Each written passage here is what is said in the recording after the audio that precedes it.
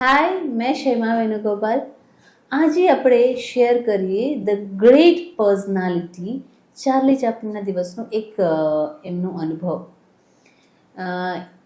કદાચ તમે સાંભળ્યું હશે, એ જ્યારે સ્ટેજ પરફોર્મન્સ કરતા હતા, એમના એક એક્ટ પર બધા હસ્યા. ઓકે, હવે પાછું એ સેમ એક્શન એમણે પાછું રિપીટ કર્યો તો ઓલમોસ્ટ 50% લોકો હસ્યા. એન્ડ થર્ડ ટાઈમ જ્યારે રિપીટ કર્યું, અરાઉન્ડ 10% લોકોને જ હસી આવી.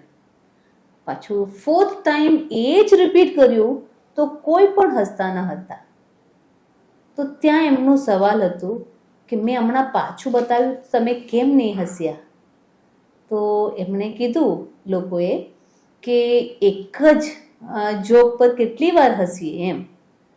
તો એમનો સવાલ હતું, જે આપણે બી સિરિયસલી વિચારવું જોઈએ, કે એક જ જોક પર તમને એગેન એન્ડ અગેન હસી નથી આવતી, તો તમારા જે ઓલ્ડ એક્સપિરિયન્સમાં તમારું કોઈ બી સેડ એક્સપિરિયન્સ છે, સેડ અનુભવ છે, તેને લઈને તમે કાયમ ફ્યુચરમાં પણ વિચારીને, નહીં તો પ્રેઝન્ટમાં પણ વિચારીને રડતા કેમ છે? સવાલ સિરિયસ છે અને આપણે સમજવું છે કે બરાબર છે કે એક જ જોકમાં આપણને હસી નથી આવતી, તો જે પાસ્ટમાં થઈ ગયું છે તેને આપણે પાછળ છોડીને આગળ કેમ નથી વધી શકતા?